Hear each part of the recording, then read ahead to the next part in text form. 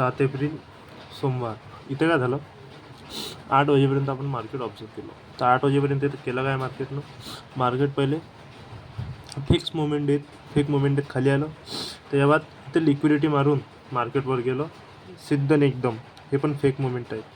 आता इथं काय झालं ना, 8 वाजेपर्यंत आपल्याला काय दिसून राहिलं की मार्केटला जर हे मुवमेंट कंटिन्यू ठेवायची असती तर इथं रिजेक्शन आणि क्लोजिंग देऊन मार्केट सरळ गेलं असतं, आहे ना. तर पण इथं करून काय राहिलं मार्केट, साईडवेज सारखं रिॲक्ट करून राहिलं. इथं 9 वाजले 10 वाजले तरी हे वापस साईडवेज सारखंच रिॲक्ट करून राहिलं. आणि दुसरी गोष्ट कसं आहे इथं की जर आपण पाहतो तर सेल साईडनं इथं क्लोजिंग दिली, इथंही क्लोजिंग दिली. यानं जर इथं लिक्विडिटी घेतली असती, इथं 2-3 वेळा डबल परत जर लिक्विडिटी घेतली असती तर आपण बाईंग साईडला गेलो पण असतो प्लॅन केला असता घ्यायचा एखाद्या रिजेक्शनवर.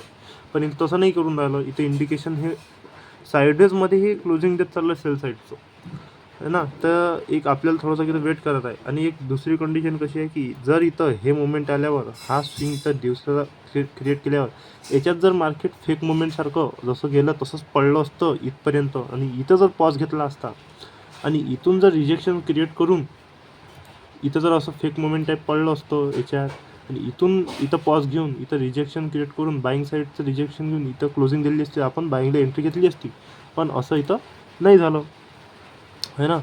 तर इथं काय करून राहिले किंवा साईडवेज सारखं रिॲक्ट करून राहिलं बिना याच्यात येताच प्रिपेअर होऊन राहिले तर सेल साईडनंसाठी. तर इथं 12 वाजून राहिले, है ना, तरी ते साईडवेजच आहे.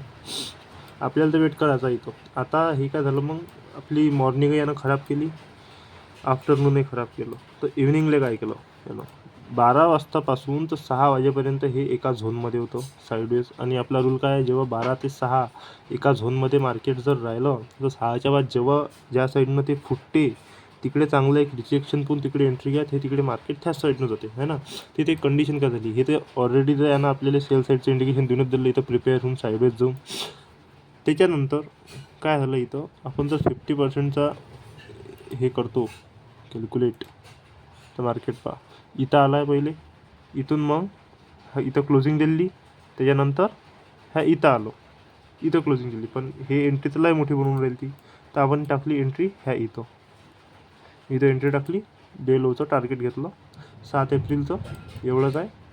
एक टार्गेट सोमवार.